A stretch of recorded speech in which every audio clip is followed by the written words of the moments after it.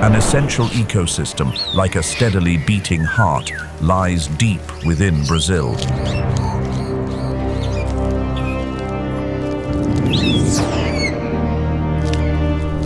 A land born to live with fire. Yet it provides 70% of the water that feeds the major river basins of South America. Wild Cerrado. This is home to over 15,000 maned wolves. A fascinating creature with the build of a wolf, the face of a fox, and slender legs like those of an antelope.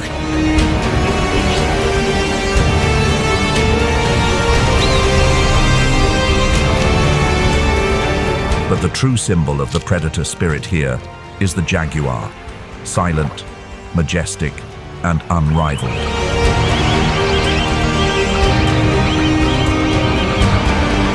Before we dive into more extraordinary creatures, let us know where you're watching from in the comments below. And now, come with us as we explore. Cerrado, secrets of the world's hidden savanna.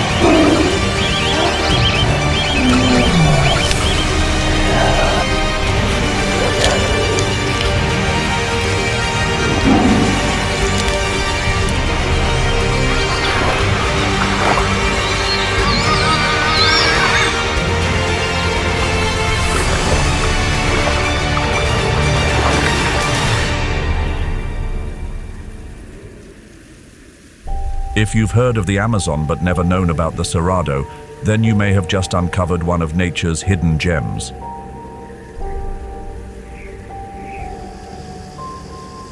Across the dry grasslands, the tall, slender shadow of the maned wolf glides quietly past low shrubs, its large ears standing alert, tuned in to every sound. Deep within the tropical forest, the jaguar moves with care beside a shallow stream, once teeming with prey. Out along the edges, the cougar roams the scorched plains, following the fading traces of life. High in the branches, the toco toucan nestles beneath withered canopies, its watchful eyes scanning a fiery horizon. On the ground below, the boa constrictor lies coiled, its movements slowed by the loss of warmth. In the last remaining wetlands, the yacaré caiman dives and resurfaces, searching for the faint ripple of prey beneath the murky water. This is no longer just a struggle to survive. It is a fractured epic, where every creature must endure the dry sea of fire to carry on. The Cerrado spans nearly 2 million square kilometers, covering over 21% of Brazil's territory. It winds through many states such as Goiás, Mato Grosso, Tocantins, Minas Gerais, and Maranhão, and even lightly extends into Bolivia and Paraguay. Though this landlocked region touches no ocean, it serves as a vast natural reservoir, giving rise to and sustaining 8 of Brazil's 12 largest rivers, including the Amazon and the São Francisco. The Cerrado's quiet presence subtly orchestrates underground water flows and plays a vital role in shaping the surrounding ecosystems.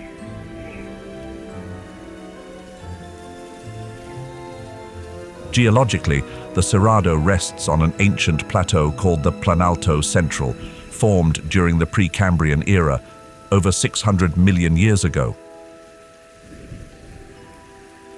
Its rugged terrain is shaped by weathered granite and metamorphic rock, creating a landscape of rolling hills and dry plains.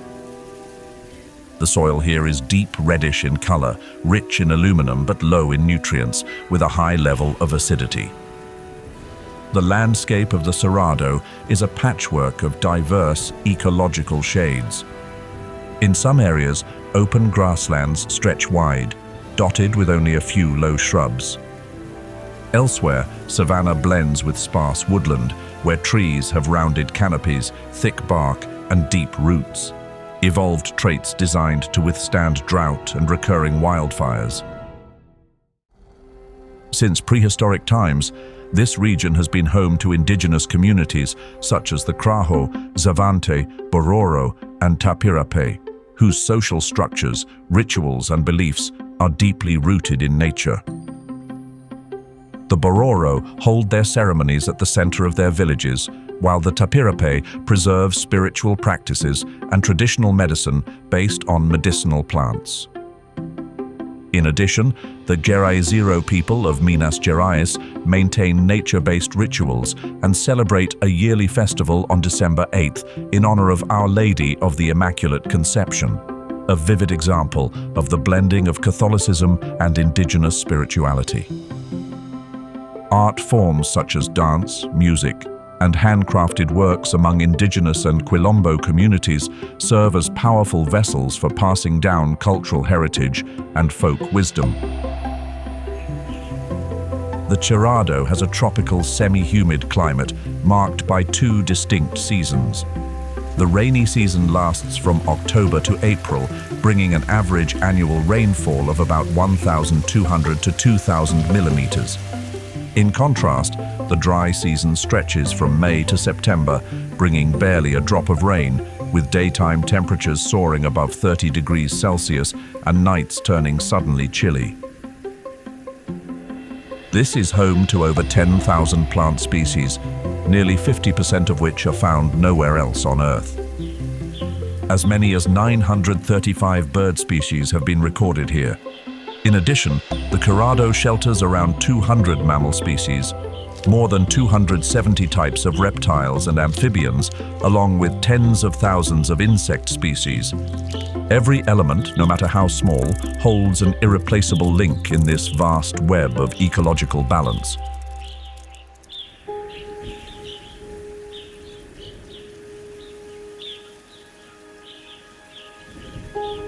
Like the beat of a dry, distant drum, the Cerrado enters the dry season with a dramatic yet silent transformation. From May to September, rainfall drops below 50 millimeters per month, humidity falls under 30%, and daytime temperatures often rise above 35 degrees Celsius. Under these conditions, the ecosystem reveals its remarkable adaptations. Plants with thick bark, deep roots, and the ability to regenerate after fire. Wildlife developing distinct survival strategies. Even so, protected areas like Chapada dos Veadeiros and Emas National Parks continue to serve as vital refuges and recovery zones for many species during the dry season. Located in central Brazil, Emas National Park stretches across 1,320 square kilometers within the Cerrado ecosystem. This area is mostly covered by low grasslands with hardly any shrubs or trees. The soil here is thin, highly acidic, and low in nutrients.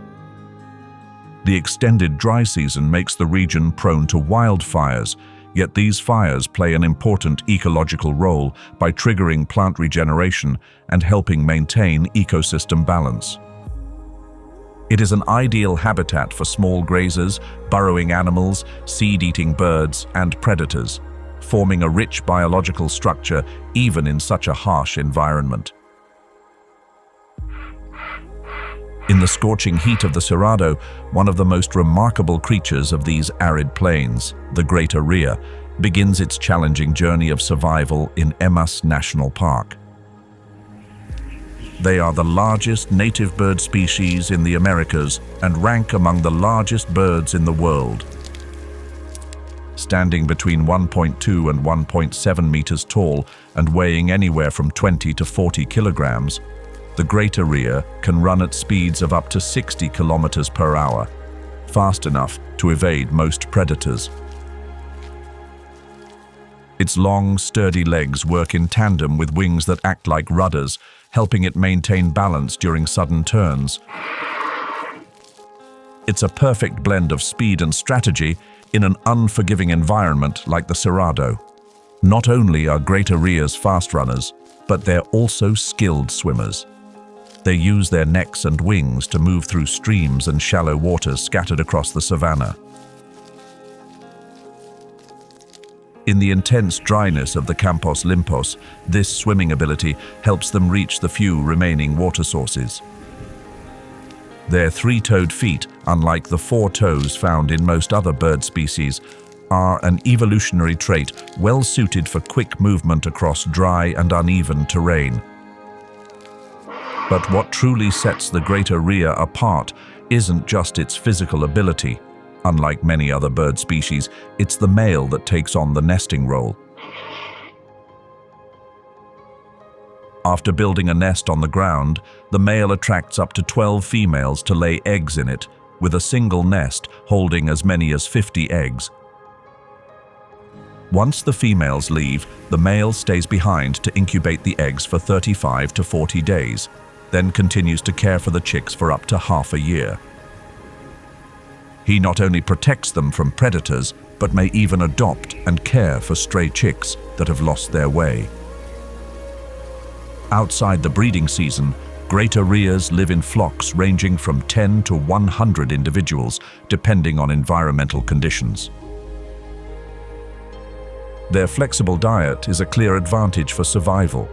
As omnivores, greater rheas feed on a wide variety of plant materials such as broad leaves, grasses, seeds, and fruits, as well as small animals like insects, lizards, frogs, and even young birds. They also swallow small stones to help break down fibrous plant matter in their stomachs, much like chickens or ostriches do. During the dry season, when green vegetation becomes scarce, they gradually shift toward protein-rich sources like insects or whatever wild fruits remain. In its journey of survival at Emas National Park, the greater rhea plays a vital role in the biological structure of the Cerrado, serving as a seed disperser, helping maintain species balance, and quietly moving between the dry and rainy seasons. In a place where the silence of fire can consume entire fields, the footsteps of the greater rhea echo like a drumbeat of resilience and the instinct to endure.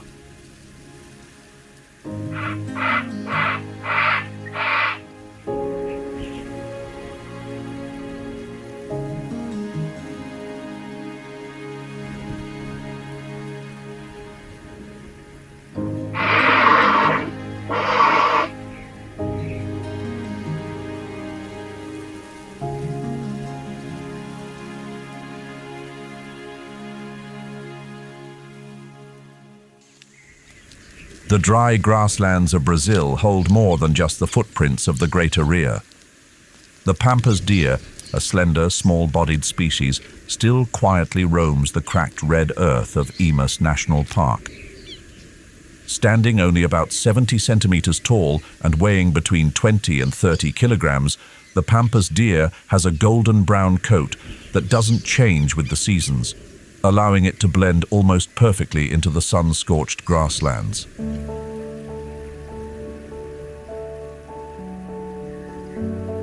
Males carry small, three-pronged antlers that are shed around August or September, while females sometimes display a unique swirl of fur on their forehead, a rare biological trait among deer species.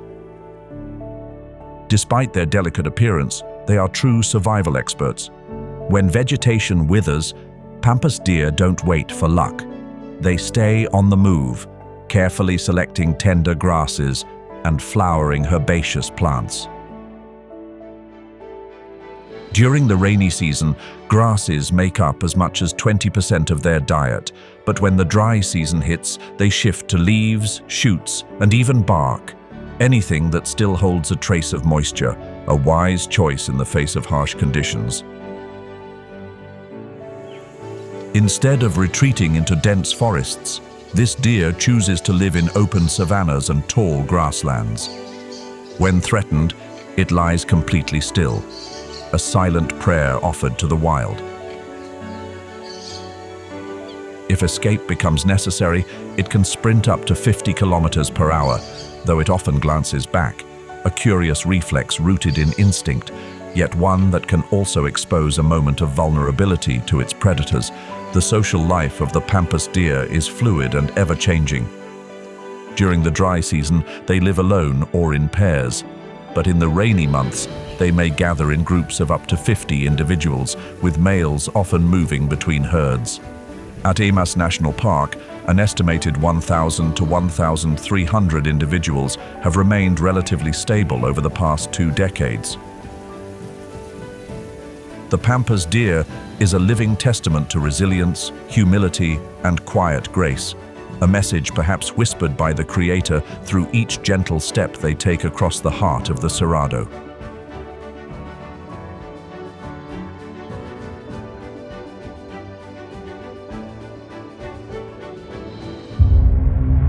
With its fierce appearance, the maned wolf might easily be mistaken for a fearsome predator.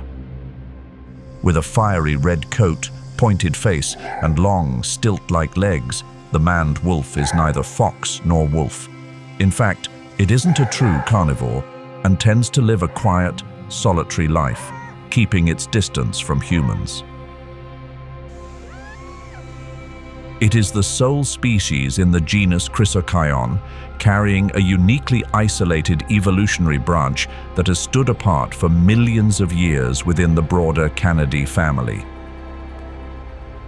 Standing up to 90 centimeters tall at the shoulder, taller than the gray wolf, the maned wolf is perfectly built to move through the tall grasses of the Cerrado.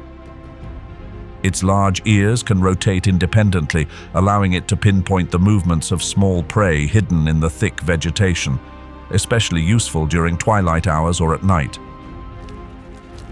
The maned wolf has a highly flexible diet. During the dry season, its meals shift heavily toward plant-based foods, especially the wolf apple, a fruit that makes up 40 to 90% of its intake, rich in water and fiber with natural properties that help fend off parasites.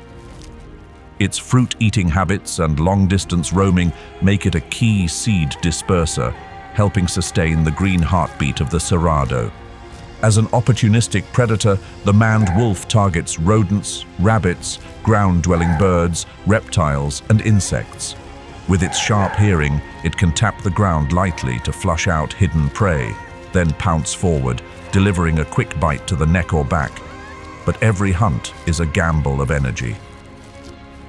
Although classified as near threatened by the International Union for Conservation of Nature, several regions like Minas Gerais and São Paulo have reported significant population declines. In captivity, reproductive rates are low, with many females failing to reproduce even after pairing, posing challenges for recovery programs. However, at Emas National Park, where individuals are monitored via GPS, maned wolves living in near-pristine habitats are showing stable behaviors and positive interactions with the surrounding ecosystem.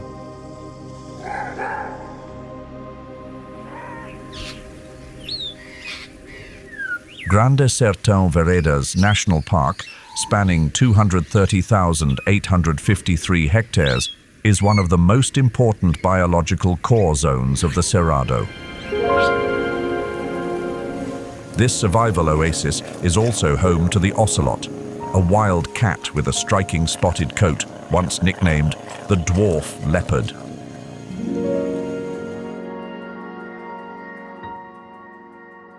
Their ancestors have roamed the Americas for 2 million years, and over thousands of generations, they've adapted to a wide range of environments. The ocelot has a body length of 70 to 100 centimeters, with a tail measuring 25 to 40 centimeters, and a coat marked by asymmetrical spots and stripes, like a biological fingerprint. White patches behind their ears create a false eye effect, making predators hesitate when approaching from behind. With their compact build, they slip effortlessly through dense shrubs and fallen trees, a silent shadow moving through the wild. As night falls, the ocelot begins to hunt. Though skilled climbers and capable swimmers, they prefer to ambush prey from the ground. With sharp hearing and keen vision, they go after rodents, hares, opossums, young armadillos, and even fish from shallow streams. Before eating, they meticulously remove fur or feathers from their prey, a rare habit among members of the cat family. Ocelots live solitary lives, except during the breeding season. Males control larger territories that overlap with those of multiple females, but they avoid direct confrontations with one another. After an 80-day pregnancy, the female gives birth to 1 or 2 kittens in a secluded spot, such as a tree hollow, dense grass patch, or rocky crevice near a stream. The kittens are born blind and remain close to their mother for nearly a year. When they're strong enough, the mother brings back live prey to help them practice hunting, preparing them for an independent life ahead. More than just a proud predator, the ocelot stands as a symbol of perfect adaptation. Each step it takes on the muddy ground of the Veredas is a quiet whisper of life, resilient, silent, yet never fragile.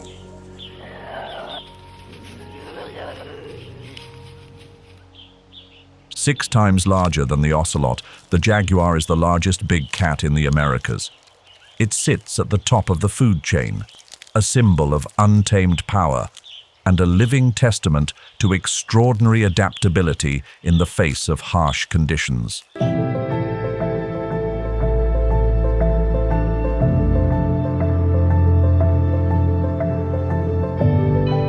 With a powerful build, male jaguars can weigh up to 96 kilograms and reach lengths of 1.7 meters, their compact muscular frame paired with a broad head and short but incredibly strong limbs. This anatomy gives them not only explosive strength, but also the most powerful bite of any big cat, pound for pound, surpassing even lions and tigers. Their jaws are strong enough to pierce the skull of a full-grown capybara or crush the shell of an Amazonian turtle. During the dry season, when food becomes scarce, this ability gives them a decisive edge, allowing access to a wider range of prey than other carnivores in the region. In the hazy glow of dusk along the Cerrado's water's edge, the jaguar presses low to the ground, silent as a shadow. Every muscle tightens in stillness. The hunt has begun. Unlike its relatives, such as the leopard or lion, which often go for the throat, the jaguar delivers a precise bite to the back of the skull or spine, piercing through thick bone. Its short, curved canines and immense jaw strength are the perfect tools for this ambush strategy, especially in places like dry season streams, where sound carries far. The prey has no idea that danger lies in wait beneath the low grass. As it lowers its head to drink, the jaguar strikes. A clean leap, claws gripping tight, a bite through the skull, an end in silence. If the prey escapes into the water, the jaguar follows. It's a strong swimmer, capable of diving deep, and has even been observed using its tail to stir the water and lure fish, showcasing rare flexibility and intelligence.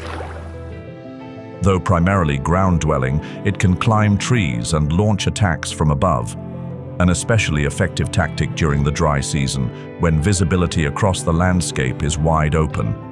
The jaguar's coat features large, bold rosettes with central black spots, forming patterns so unique that no two individuals are exactly alike. Some jaguars carry a melanistic pigment known as black panthers, which still retain these rosette patterns, visible under angled light or in infrared photography. This reflects the genetic diversity of the species in the Cerrado region, where an unusually high proportion of melanistic individuals, about 40 to 44%, was reported in the latest 2024 data from the organization On Safari. Biologically, jaguars are solitary animals. They rarely encounter one another outside of the mating season. A male's territory can be twice the size of a female's, and often overlaps with the territories of several females, though rarely with those of other males. During the dry months, this spatial arrangement helps minimize conflict and optimize access to dwindling resources. They tend to be most active at dawn and dusk, times of low light, cooler temperatures, and when prey begins to stir. In addition, jaguars have a unique range of vocalizations, from dry, saw-like roars to soft chuffing sounds, often used in close communication, especially between a mother and her cubs or mating pairs. Historically, jaguars ranged from the southwestern United States all the way down to Argentina. However, they have since disappeared from many areas, including El Salvador and Uruguay. Today, they remain in about 19 countries, with strong populations in the Amazon and Pantanal, but still persist at low densities in the Cerrado, a transitional zone rich in biodiversity. Specifically, at Grande Sertão Veredas National Park, the unique habitat conditions have helped sustain a stable jaguar population, with 26 to 31 individuals recorded between 2023 and 2024.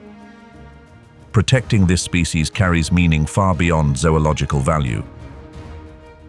In indigenous cultures, from the Aztec to the Maya, the jaguar has always been a symbol of power, divinity, and immortality.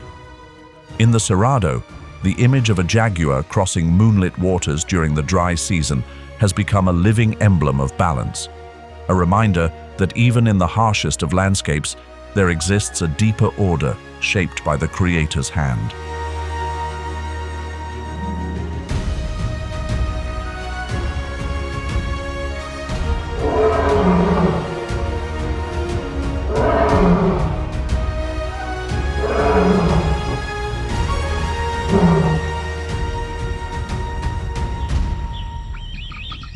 One of the jaguar's prey, the greater capybara, commonly known as the capybara, is the largest rodent in the world. Interestingly, in the 16th century, the Catholic Church classified the capybara as a fish, allowing followers to eat its meat during Lent.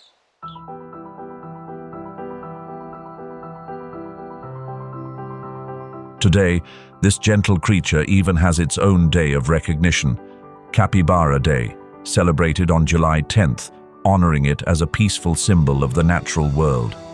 Measuring 1 to 1.3 meters in length and weighing between 35 and 66 kilograms, the capybara is more than twice the size of the beaver, the second largest rodent. Its coarse golden brown fur and sturdy build conceal a body perfectly adapted for a semi-aquatic lifestyle. Short, webbed legs and eyes, ears and nostrils positioned high on the head, allowing it to stay submerged while still seeing and breathing. Capybaras can dive for up to 5 minutes, either to evade predators or to cool off when temperatures soar above 35 degrees Celsius. Though closely tied to water, capybaras are surprisingly agile on land, reaching speeds of up to 35 kilometers per hour when escaping danger. Their diet mainly consists of aquatic grasses, plant stems, and reeds, but when food is scarce, they make use of grains, wild squash, and melons. An adult can consume up to 3.6 kilograms of vegetation each day. Their digestive system features an enlarged cecum filled with millions of microorganisms that ferment cellulose. Capybaras chew cud while resting and practice coprophagy, eating a soft type of feces after initial digestion to maximize nutrient absorption. During the dry season, small groups of 10 to 20 capybaras often merge into herds of hundreds, led by a dominant male. Their social hierarchy is maintained through scent glands located on the nose and near the anus, as well as a rich vocal repertoire including whistles, chirps, growls, and even barks. They frequently groom and remove parasites from one another, not just for cleanliness, but as a form of social bonding. Some individuals have even been observed standing on their hind legs and swaying, almost like dancing, after bathing or during positive social interactions. Capybaras are widely distributed across South America, from Colombia to Argentina, and are even found in Panama. In the Veredas, they do more than simply survive. They actively support the ecosystem, selectively grazing to promote aquatic plant growth and serving as a key link in the food chain for jaguars, caimans, and snakes. Another large mammal enters the scene, this time the largest land animal in South America, the South American tapir. Also known as the Brazilian tapir in the Tupi language, it's called the Amazonian tapir, maned tapir, or lowland tapir in English, anta in Portuguese, and la sachavaca, literally bush cow, in a blend of Quechua and Spanish. Measuring between 1.8 and 2.5 meters in length and weighing from 150 to 320 kilograms, the tapir is equipped with a flexible trunk-like snout, formed from its upper lip and nose, that allows it to pluck fruit, forage for leaves in dense underbrush, or even act as a snorkel while submerged. In the sweltering dry season heat, often above 35 degrees Celsius, its ability to dive for minutes and move along riverbeds helps it evade predators and regulate body temperature. Despite its bulky frame, the tapir can move with surprising speed when threatened. This nocturnal animal follows stream banks in search of leaves, tender shoots, and even aquatic plants. Precious food sources when vegetation withers. Known as the gardeners of the rainforest, they help regenerate plant life by dispersing seeds through their droppings, especially throughout the Veredas. Though their eyesight is poor, Brazilian tapirs have a highly developed sense of smell and hearing. They communicate and mark territory using scent trails from their bodies, urine, and facial glands. Their vocalizations include whistles, snorts, forceful breaths, and a distinctive clicking sound, a kind of secret language whispered through the forest. Tapirs live solitary lives, coming together only during the breeding season. Females carry a single calf after a pregnancy lasting up to 13 months. The newborn is covered in dark fur with white stripes and spots, like a tiny watermelon, providing natural camouflage under the forest canopy. They stay with their mother for 12 to 18 months, learning to swim, dive, and survive. But this also means the population regenerates slowly and is especially vulnerable to rapid environmental change. According to the International Union for Conservation of Nature, the Brazilian tapir is currently listed as vulnerable, at risk due to deforestation, agricultural expansion, hunting, and habitat fragmentation. In the Cerrado, the conversion of forested land into soybean plantations and grazing pastures over the past 20 years has led to a sharp decline in Veredas habitats. However, at Grande Sertão Veredas National Park, this species still has a chance at survival. The park's network of underground springs, wetlands, and year-round green buriti vegetation provides a cool, moist refuge throughout the dry season, an ideal environment for their continued existence.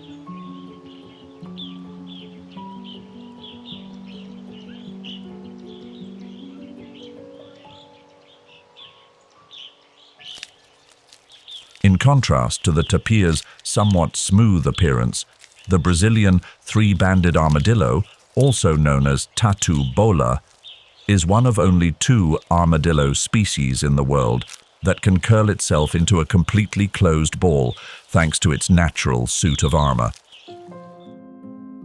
This species unexpectedly stepped into the global spotlight when it became the official mascot of the FIFA World Cup 2014 under the name fuleko, a blend of the words futebol, meaning soccer, and ecologia, meaning ecology. Measuring only 23 to 27 centimeters in length and weighing between 1 to 1.6 kilograms, about the size of a small watermelon, the tattoo bowler's biological design is a masterpiece of evolution. 3 flexible bands between 2 tough armor plates allow it to roll itself up, using its short tail to seal off its soft underbelly, transforming into a seamless armored ball. No teeth or claws can easily pierce through it. The tattoo bowler feeds on ants and termites, using its long, sticky tongue and strong claws to break into termite mounds and ant nests.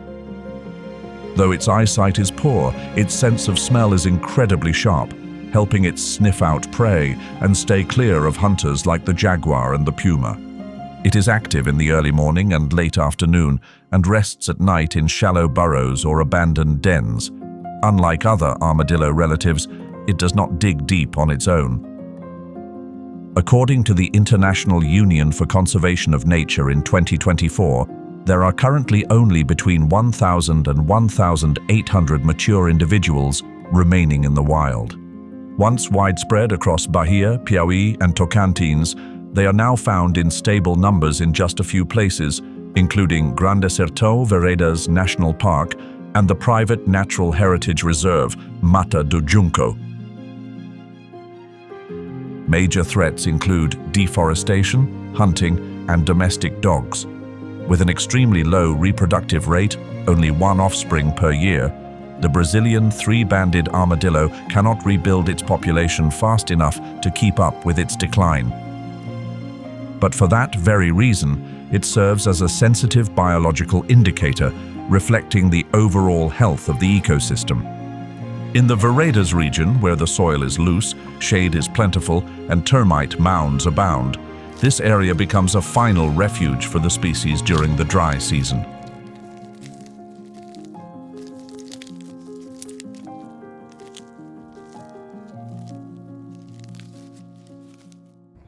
Unlike armadillos that live burrowed underground, the South American coati often climbs trees like a bold little explorer of Grande Sertão Veredas National Park. Also known as the ring-tailed coati or brown-nosed coati, it is a close relative of the raccoon. Measuring about 85 to 113 centimeters in length, with the tail making up nearly half of that, and weighing between 2 to 7.2 kilograms, the coati stands out with its long, curved and flexible snout. Once called coatim, meaning curled nose, in the ancient Tupi-Guarani language. Its curved claws help it dig, pry at roots, flip over stones, and climb with ease. A unique ability to rotate its ankles allows it to descend head first, a rare trait among mammals. The coati is active during the day, foraging when the weather is cooler. With its ultra-sensitive nose, it sweeps the ground like a living detector, searching for scorpions, insects, bird eggs, fallen fruit, and even animal remains. Individuals living near the Veredas streams often climb low trees to pick fruit. Female coatis live in bands of 10 to 30 individuals, usually made up of mothers and their young. Adult males live alone, joining the group only during the mating season before going off on their own again. Within the band, female coatis show a strong spirit of cooperation. They care for the young, keep watch, and share information through sounds and body language. They use clicking noises, soft woofs, and gentle hissing sounds to stay in touch and alert one another to nearby trouble. The breeding season begins at the end of the rainy season, when fruit is most abundant. After a pregnancy of about 77 days, the female coati builds a nest in a tree and gives birth to between 2 and 7 young. The babies stay in the nest for about 5 weeks before rejoining the band. Females usually remain with their mother's group, while males leave around their third year and begin a solitary life from then on. As a highly adaptable omnivore, the coati helps control insect populations, spreads seeds, and plays a vital role in maintaining the lower layers of the ecosystem. A role that becomes especially important during the dry season, when food chains are more fragile. Although not yet classified as globally at risk, coatis are declining in southern Brazil due to deforestation and conflicts with humans. If faced with a threat, which strategy would you choose? Curling up like the armadillo or climbing a tree like the coati?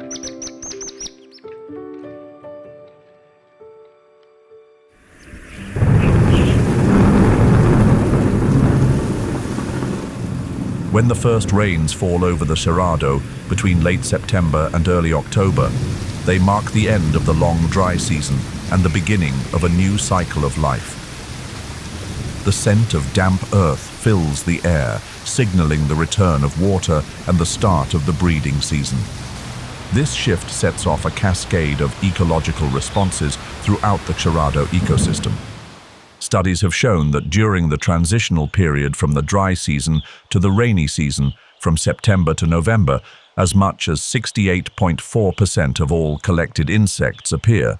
This triggers a chain of ecological events, from the growth of vegetation to a surge in insect populations and the onset of reproductive activity among many animal species.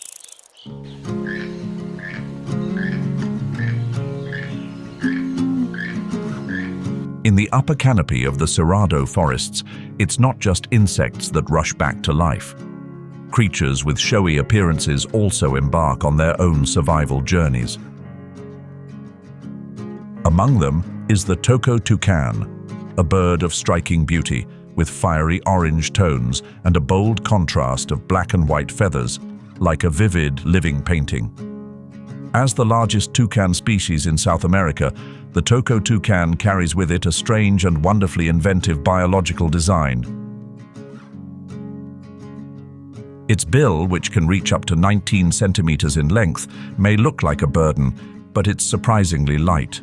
Made of spongy keratin tissue supported by a hollow bone structure, the bill plays a key role in regulating body temperature, a process known in science as thermoregulation. When temperatures rise during the seasonal transition, blood flow to the bill increases to release heat. Conversely, when night falls, the blood is redirected to retain warmth. This is one of the most efficient cooling systems ever recorded in birds, comparable to the heat-dispersing ability of an African elephant's ears. The arrival of the rainy season also signals the start of the breeding season. Fruit becomes abundant, followed by a surge in insect populations, an essential nutritional boost for the toco toucan during its nesting period. Its diet isn't limited to guava or fig. During this time, it readily hunts insects, small lizards, and even eggs and baby birds.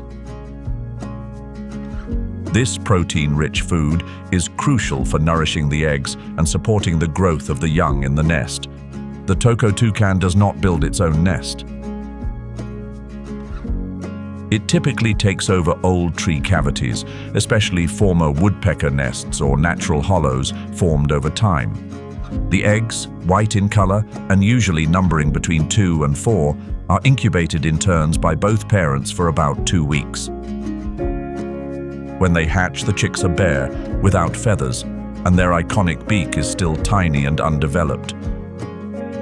But day by day, they grow under the devoted care of their parents, gradually cloaked in thick feathers and developing that vibrant orange beak, like a little sunrise blooming in the heart of the Cerrado.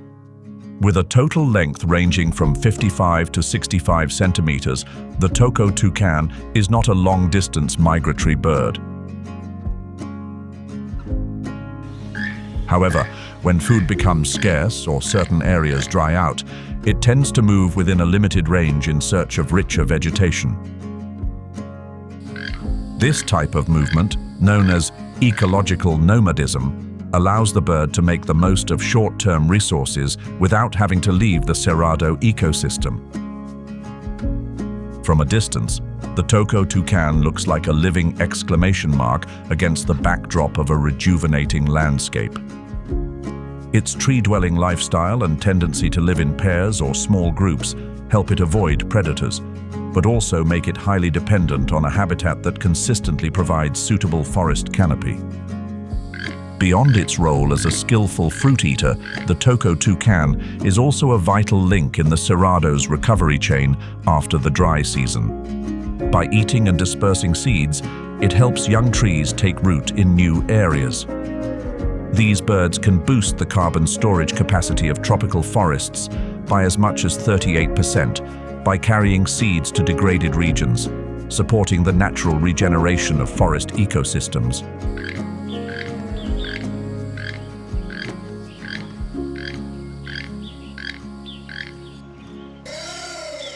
While many bird species begin their breeding season, a burst of insect life emerges, as if ready to play starring roles in the grand drama of survival. It's also the moment when a strange predator steps onto the stage, the giant anteater, a creature that looks as if it wandered out of a prehistoric era. Slow-moving, solitary, yet perfectly adapted to the ever-changing world around it. Measuring 1.8 to 2.1 meters in length and weighing around 40 to 50 kilograms, this is one of the largest ant-eating mammals in the world.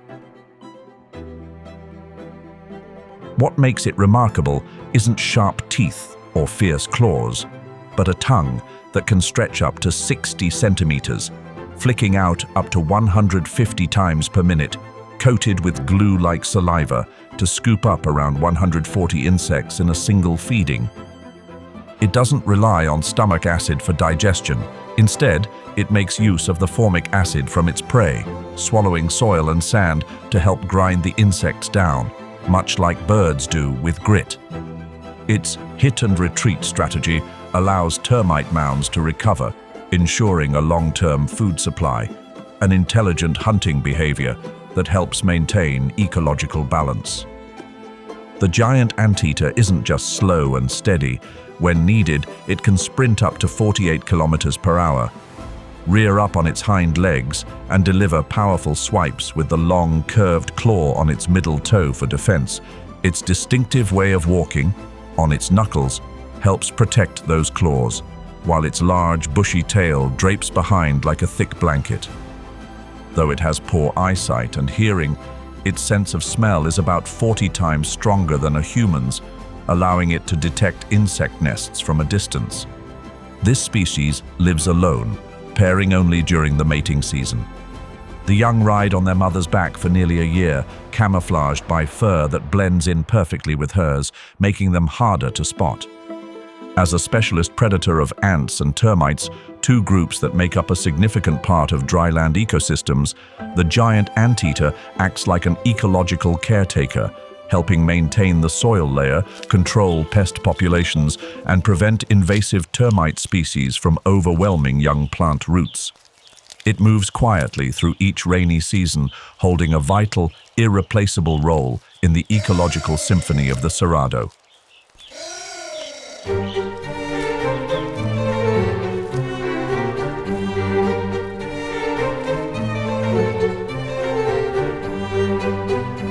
In places where termite mounds are torn open by anteaters, or where flocks of colorful birds return to the canopy to build their nests, another large creature chooses a quieter path for survival. That is the boa constrictor, one of the great snakes of the Cerrado, non-venomous, yet equipped with a hunting strategy that is remarkably efficient and calculated. The boa constrictor is one of the most ancient reptile species, having evolved and adapted over millions of years.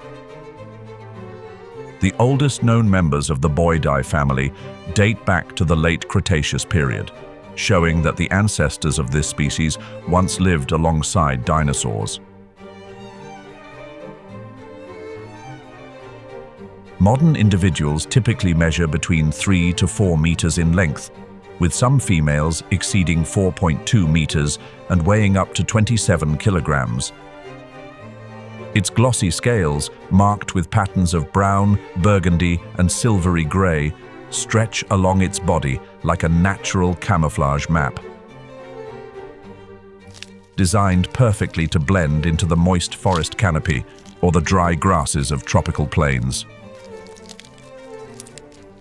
One distinctive feature is its vertical, cat-like pupils, a trait common in nocturnal species, and the small pits between its lip scales, specialized heat-sensing organs that allow the boa constrictor to see the body heat of its prey, even in complete darkness. As night falls over the Cerrado and rodents begin to emerge from their nests in search of food, the snake lies motionless, like a piece of rotting wood amid fallen leaves, silently waiting.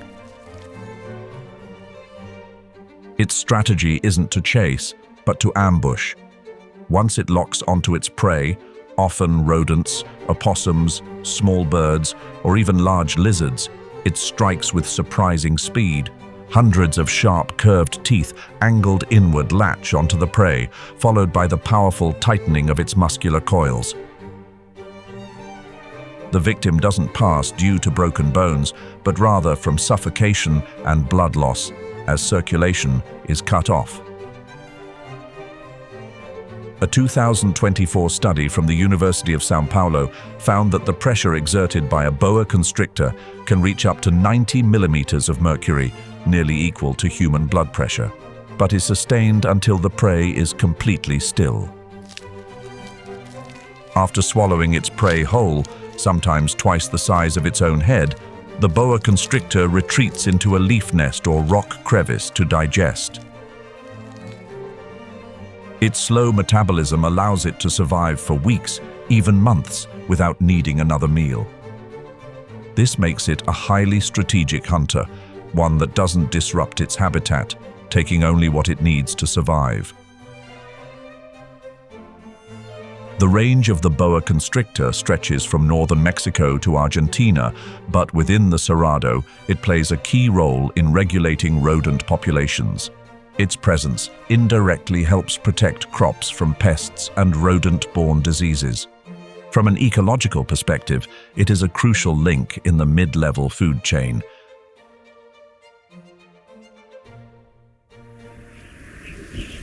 As the dry heat begins to fade, the Cerrado shifts into its rainy season from October to March, bringing with it an abundant water supply, between 1,000 to 1,600 millimeters per year. The first rains fall on the cracked earth like a wake-up call to the entire ecosystem, signaling the start of a new cycle of life. The rise in humidity and temperature triggers the germination, flowering, and fruiting of many plant species, providing a rich food source for insects and other wildlife. During the rainy season, Serra da Canastra National Park, covering 197,810 hectares, transforms into a vibrant biological zone with average annual rainfall around 1,250 millimeters. This surge in moisture fuels the lush growth of gallery forests, evergreen riverbank woodlands that flourish along the upper reaches of the São Francisco River. The park includes areas of striking scenic beauty, such as Casca, the first waterfall of the São Francisco River, which stands 186 meters tall. The gallery forests here also serve as vital biological corridors, providing habitat for many endemic and rare species.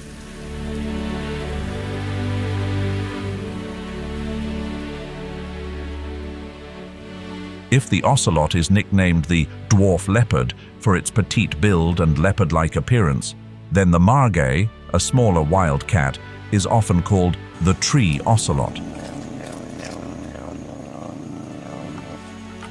During most of the rainy season, it hides within a leafy maze, where vines, dry branches, and moss weave together into a three-dimensional world. Measuring 70 to 80 centimeters in length and weighing just 3 to 4 kilograms, the margay is the acrobat of the forest world. Its tail, making up as much as 70% of its body length, provides perfect balance as it moves along slippery, rain-soaked branches. Remarkably, the margay is one of the very few mammals capable of rotating its hind ankle joints 180 degrees, allowing it to climb down trees head first, more like a squirrel than a cat. It can leap as far as 3.7 meters or as high as 2.4 meters between branches, and can even hang upside down from a limb using just one hind leg. Its large, round eyes, affectionately called button eyes by locals, give it exceptional accuracy when hunting in the dark. The margay lives a solitary life, is mostly active at night, and marks its territory with scent. With a slow reproductive rate, producing only one offspring every 2 years, the margay is highly vulnerable to sudden environmental changes. Serra da Canastra, where intact gallery forests still remain, is becoming a final stronghold for the protection of this species. The rainy season in the rainforest brings an abundance of food.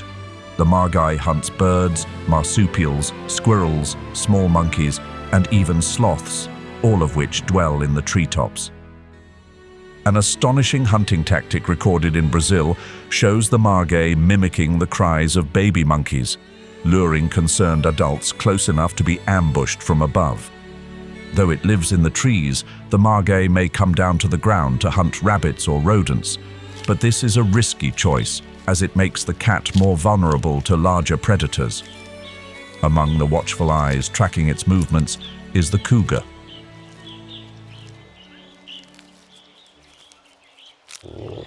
Like a mystery written in many languages, the cougar holds more names than any other animal in the wild.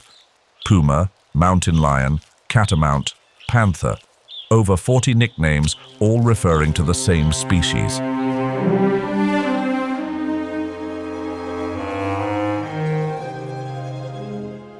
It is the terrestrial mammal with the widest range across the Americas, stretching from the icy Yukon in Canada to the arid Andes of southern Peru.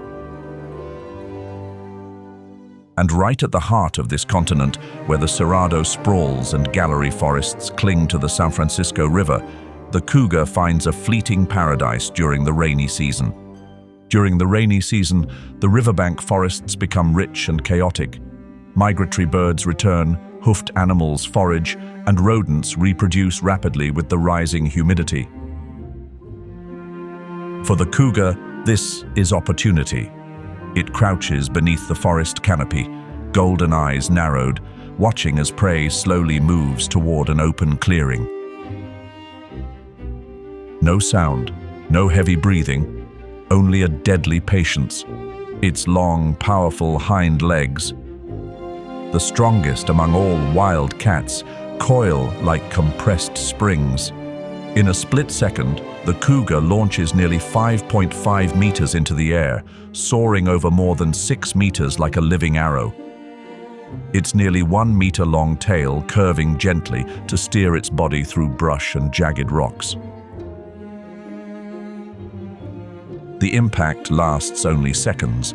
Canines sink into the neck, claws lock in tight. The prey is pinned to the ground before it has a chance to react. The cougar doesn't rush to feed. Instead, it drags the carcass to the forest's edge, covering it carefully with dry leaves, moss, and branches, stashing it like a reserve stockpile for the unpredictable rain-soaked days ahead. A single large prey can sustain it for 4 to 6 days, reducing the risk of having to hunt frequently. Unlike tigers or lions with their thunderous roars, the cougar communicates through a surprising range of sounds: hisses, growls, howls, and at times an echoing scream that cuts through the night. An adult cougar in this region typically holds a territory spanning 80 to 150 square kilometers, moving in sync with prey patterns and seasonal changes. During the rainy season, their movement shifts south and southeast of the park, where populations of capybaras and armadillos rise significantly. As solitary animals, cougars typically interact only during the mating season. The female, known as a queen, carries her young for about 90 days and gives birth to between 1 and 6 cubs. Dark spots along the cubs' backs help them blend into the forest floor scattered with damp fallen leaves. They stay with their mother for up to 2 years, learning every step of the stalk, how to select prey, read the wind, and avoid other predators like the jaguar and even humans, the most unpredictable of all. In the food chain, the cougar acts as a guardian of natural balance.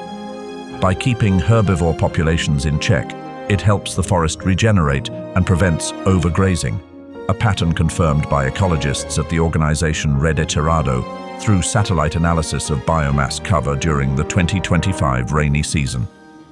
In areas where cougars are frequently present, the understory and mid-level vegetation are noticeably healthier compared to regions where they are absent.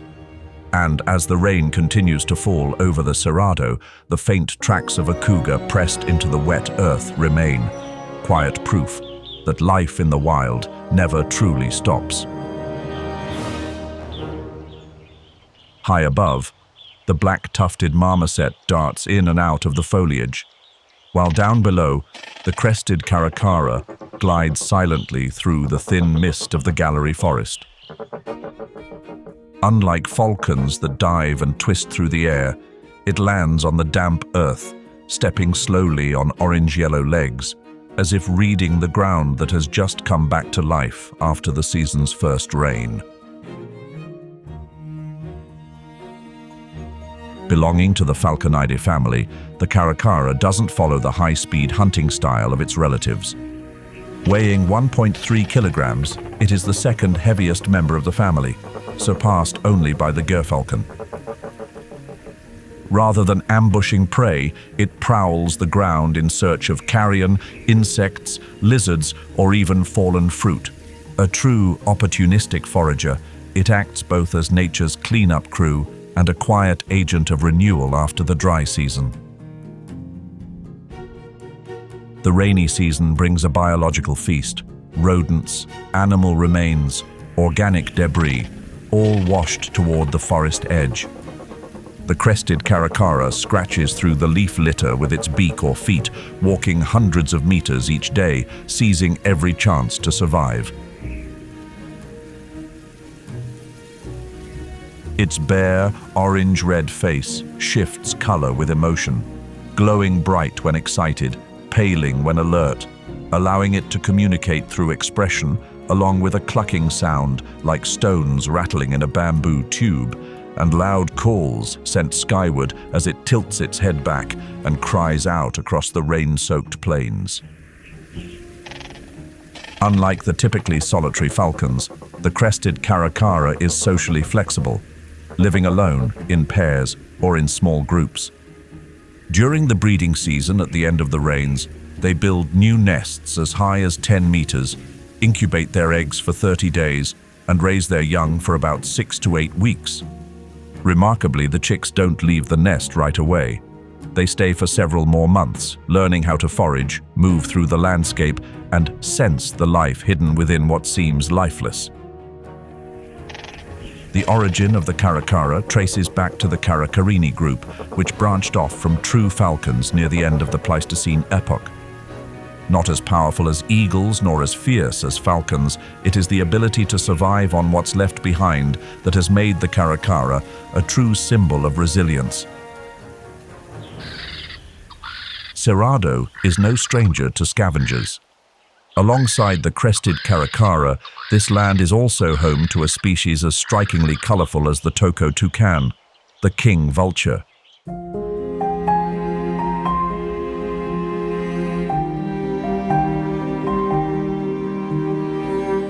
Unlike most vultures with drab gray feathers and a somber appearance, the king vulture is a burst of color.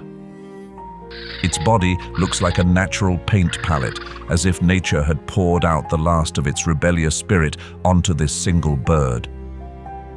At the center of its curved orange and black beak sits a fleshy knob called a carbuncle, like a soft crown resting on the face of a silent king.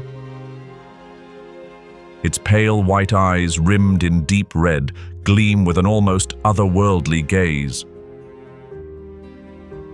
Newborn chicks are covered in jet black down and take nearly 6 years to grow into the dazzling appearance of adulthood. In Serra da Canastra, where gallery forests stretch along the San Francisco River, the rainy season brings more carcasses, more natural accidents, and with them, the peak working season for the king vulture. Unlike raptors such as hawks or eagles, the king vulture doesn't take life to survive.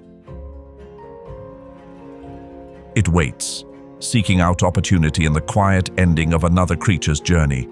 With its large, powerful beak, it is often among the first to open thick-skinned remains, like capybaras, armadillos, or wild pigs, paving the way for smaller vultures that arrive later. This bird lacks a rich vocal range due to the absence of a syrinx, the vocal organ found in most birds. Its sounds are limited to low hisses, faint wheezes, or soft snorts.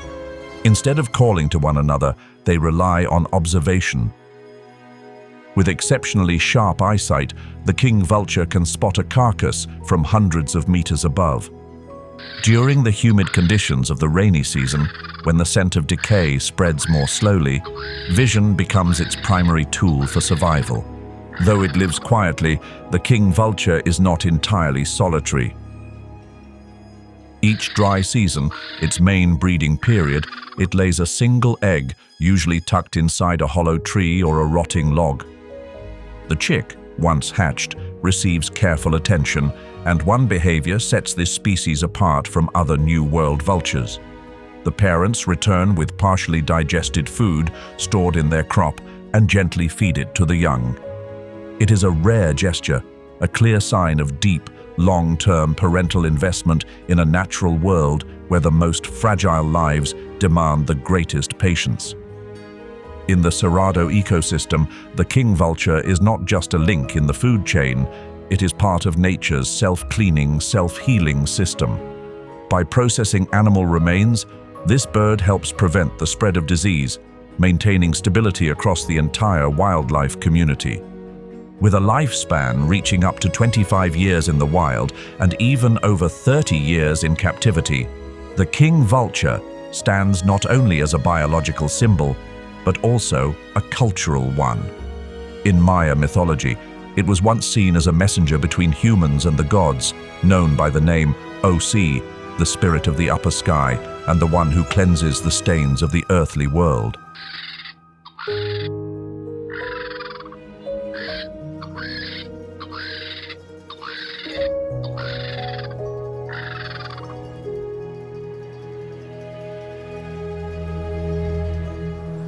Not as graceful as the Cerrado, the wood stork leaves a strong impression with its bare, wood-like neck that looks almost sculpted. Standing up to 115 centimeters tall, with a wingspan of 180 centimeters, its body is white, with a featherless head and neck, and a long, curved beak shaped like a sickle. This bird doesn't hunt by sight, but by touch. While standing in water, it holds its beak slightly open. At the slightest movement from a fish, shrimp, or tadpole, the beak snaps shut in just 25 milliseconds. If the water is too still, it gently stirs it with a foot or wing to flush out prey. In the 2025 rainy season, ground-based foraging increased by 14%. Including frogs, lizards, and rodents. This adaptability allows the wood stork to survive in hydrologically dynamic regions, like Serra da Canastra, where it nests in colonies atop tall trees near wetlands. Each colony can hold 20 to 25 nests, with parents taking turns incubating the eggs and feeding the chicks for about 8 weeks. When not foraging, the wood stork glides gently through the air, rarely flapping its wings, like a black and white ribbon riding warm currents. It moves through a variety of habitats, from mangrove forests to freshwater marshes, helping to distribute nutrients and maintain ecological connections. Not loud or showy, the wood stork survives through quiet precision, stepping through muddy waters, tending its young under the sun, and soaring through storms like an ecological messenger.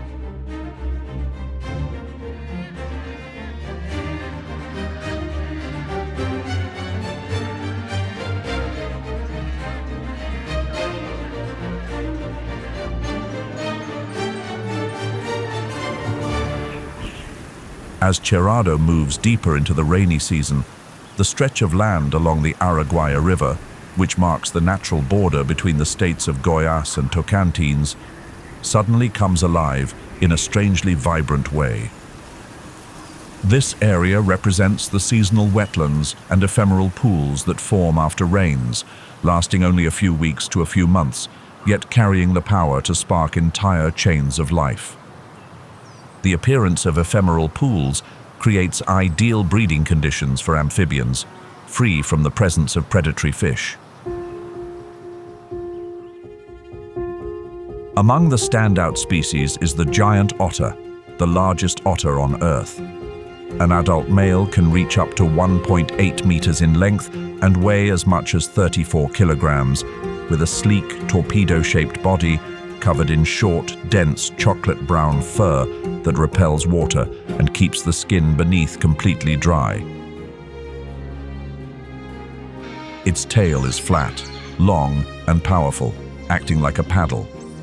Webbed feet between the toes allow for agile movement through murky waters.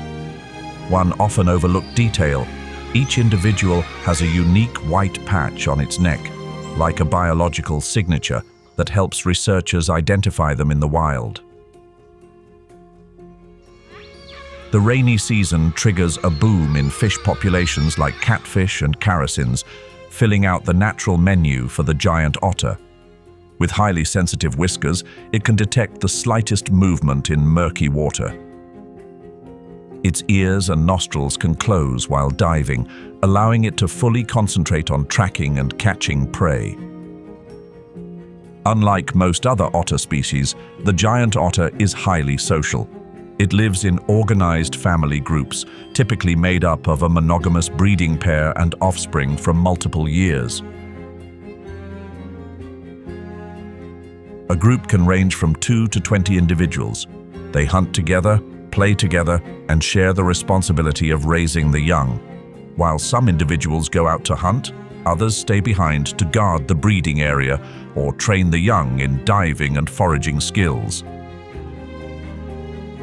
Their coordinated hunting efforts boost the group's overall success rate. Each adult needs to consume around 3 kilograms of fish per day, nearly 10% of its body weight. Fish isn't the only item on their menu. When fish becomes scarce, the giant otter also hunts crabs, snakes, and even small caimans, an impressive display of adaptability for such a skilled apex predator. With their dexterous front paws, they hold down prey and eat right on the water's surface, often floating on their backs, a scene that's both amusing and deeply rooted in survival instinct. They choose to build dens along elevated riverbanks or forest edge marshes. Each den may have multiple entrances, allowing the entire group to move quickly and safely if threatened. The Araguaia River region, especially within Canto State Park, is considered one of the last places on Earth capable of supporting a naturally reproducing population of giant otters. With over 800 interconnected oxbow lakes and a vast flooded forest ecosystem, this area stands as a final stronghold for this rare otter species. However, even this refuge is gradually coming under threat. Competition with humans, especially local fishermen, has begun to strain the relationship between the giant otter and nearby communities. According to the latest report released by the International Union for Conservation of Nature in 2024, the giant otter remains classified as endangered, with an estimated wild population of fewer than 5,000 individuals. And no clear trend of increase or decline has yet been established. Even so, Recent research in the Araguaia region offers a glimmer of hope. The stable presence of large family groups and a rising number of pups suggest that, with proper protection, this species has a real chance at recovery. Larger and more formidable than the giant otter, the yacare caiman is native to Argentina, Bolivia, Brazil, and Paraguay. Its name, yacare, comes from the word jacare, which means crocodile in the ancient Tupi language and was later adopted into Portuguese. The body of the yacare caiman is just bulky enough to appear heavy, but never clumsy. Adult males typically measure between 2 to 3 meters in length, while females are about half that size. They have dark brown to olive-colored skin, scattered with black markings, and a pale yellow belly reminiscent of soft mud along a lakeshore. The long, slender snout is the result of millions of years of evolution, perfectly shaped to maximize efficiency in catching fish, their primary food source. Their teeth are a biological marvel, between 70 and 82 in total, constantly replaced, with the fourth tooth in the lower jaw always jutting out, even when the mouth is closed. Because of this feature, they are sometimes nicknamed the piranha caiman. In the intricate system of ephemeral pools, the yacare caiman emerges as a silent predator. It doesn't lunge or chase, but lies still, almost motionless, beneath floating vegetation, with just its eyes and nostrils breaking the surface. When unsuspecting prey ventures too close, the strike comes so fast there's no chance to escape. Adults typically feed on fish, snakes, birds, and even small mammals. Young caimans, on the other hand, start with smaller fare, insects, crustaceans, and freshwater snails. When hunting among floating vegetation, they use their powerful jaws to crush hard shells, a skill that leaves even the toughest snails with no way out. Beyond its predatory instincts, the yacare caiman also reveals a softer side: reproduction. During the rainy season, as the soil turns moist and temperatures rise, females begin to build nests atop mounds of mud and decaying vegetation, warm and gently steaming like natural incubators. They lay between 22 and 35 eggs inside. The temperature inside the nest determines the sex of the hatchlings. Warmer conditions produce males, while cooler ones result in females. And even before they hatch, soft calls can be heard from within the eggs, like a gentle call to their mother. Once the eggs hatch, the young follow her to the nearest water, where they begin to learn how to swim, how to avoid predators, and eventually, how to hunt. As adults, yacare caimans spend most of their time alone. Each individual is an independent hunter. But when necessary, especially during the breeding season, they are willing to gather and share ecological space, as if guided by an unspoken code among their own kind. The presence of the yacare caiman is more than just a link in the food chain. They help regulate fish populations, especially piranhas, preventing sudden booms that could destabilize the delicate balance of seasonal wetlands. Their movement through the water and the soil creates temporary wallows that provide breeding grounds for other aquatic species. In their quiet presence, in each sudden dive and those sharp, glinting teeth, lies an ancient story of life itself.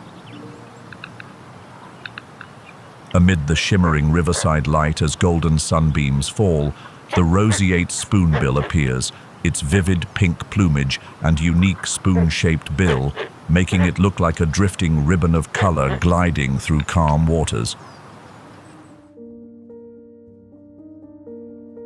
Its pink hue comes from its diet, rich in the carotenoid pigment canthaxanthin, just like the flamingo. During breeding season, the color deepens, spreading to its legs and around its eyes, like a natural wedding gown worn by a wanderer in search of a mate. Standing 70 to 85 centimeters tall with a wingspan of up to 130 centimeters, the spoonbill has long legs, a slender neck, and a broad, flat bill shaped like a spoon.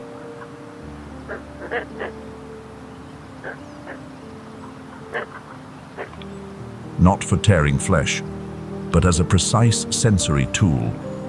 As it sweeps its bill gently through the water, even the faintest touch from a fish, insect, or crustacean triggers an instant snap. Thanks to thousands of nerve endings concentrated at the tip. Along the banks of the Araguaia River, shallow pools serve as ideal hunting grounds and nesting sites. They build nests in dense shrubs or low trees, laying 2 to 5 eggs per clutch, with an incubation period of around 32 days. The chicks are fed by both parents, who regurgitate food directly into their still-developing spoon-shaped bills. The spoonbill doesn't migrate far, it follows the water. Wherever rainy season wetlands appear, their footprints are not far behind. Riding thermal currents with neck and legs outstretched, they glide like living kites across the sky God created. Once hunted nearly to extinction in the 19th century for their feathers, used in hats and dresses, the roseate spoonbill has made a comeback thanks to strict conservation efforts. Today, they are considered an indicator species, a sign of wetland health. When spoonbills appear, it means the water is clean, crustaceans are plentiful, and the ecosystem is in balance.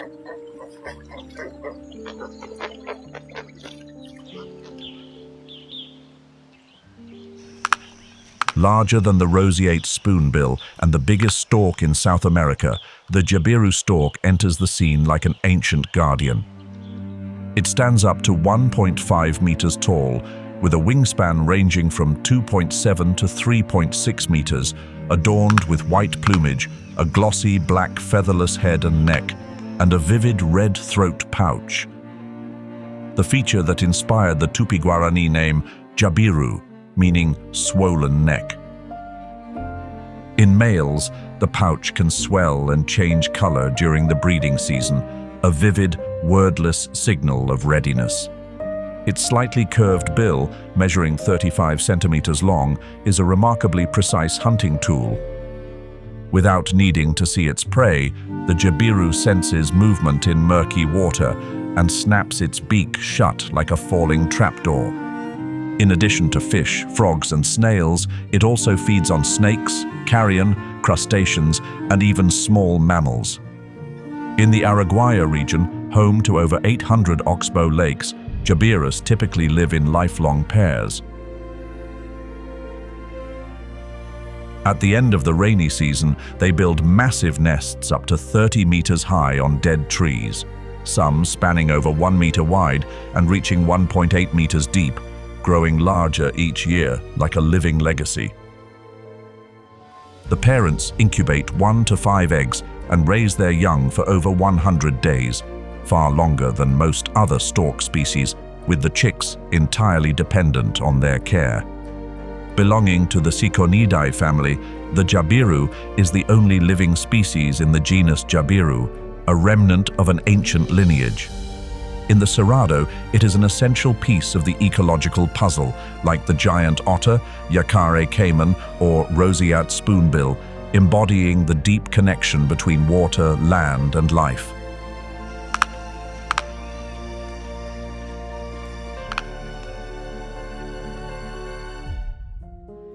Yet the vibrant and diverse life of the Cerrado is under daily threat. As of 2024, more than half of the Cerrado's original vegetation has disappeared, replaced by soybean fields, corn plantations, and large-scale cattle ranches. What's especially concerning is that only about 8% of the Cerrado is under strict protection, compared to more than 45% of the Amazon. Climate change is also making dry seasons more extreme, leading to natural wildfires that occur more frequently and last longer than usual. In 2024, the area of burned forest in the Cerrado increased by 117% compared to the previous year, largely due to prolonged drought and the use of fire to clear land for agriculture. Wildfires and deforestation have severely degraded the habitats of species like the maned wolf, giant anteater, and jaguar. In response, the Brazilian government has launched wildfire prevention programs, including community education and improved fire monitoring systems. From August to November 2024, deforestation in the Cerrado dropped by 57.2% compared to the same period the previous year, thanks to more effective control measures. The Cerrado Restoration Fund was established with the goal of raising $150 million by 2025 and 2026, aiming to protect over 43,000 hectares of native vegetation and prevent the emission of at least 18 million metric tons of carbon dioxide. Along the western edge of the Cerrado, ecological corridors are being restored so that wildlife can reconnect fragmented forest patches. GPS-based monitoring projects are also helping to track jaguar behavior with greater precision. In a landscape where 57.9% of native vegetation lies on private land, collaboration is essential for survival. The Cerrado still has time if these efforts are continued, expanded, and nurtured like the very seedlings rising from the ashes. And if you've ever walked along the gallery forests of Chapada dos Veadeiros National Park to take in its breathtaking landscapes, or stood before the 186-meter-high Casca waterfall, don't hesitate to share your knowledge and experiences in the comments below. Your stories can inspire and fuel the ongoing efforts to protect rare wildlife and preserve ecosystems for future generations. Don't forget to like, subscribe, and ring the notification bell to join us on the next magical journey. Or keep following the survival stories of wild animals in other regions in North America. Survival journey against predators in the grasslands or wild Colombia. Survival battles in the realm of giants.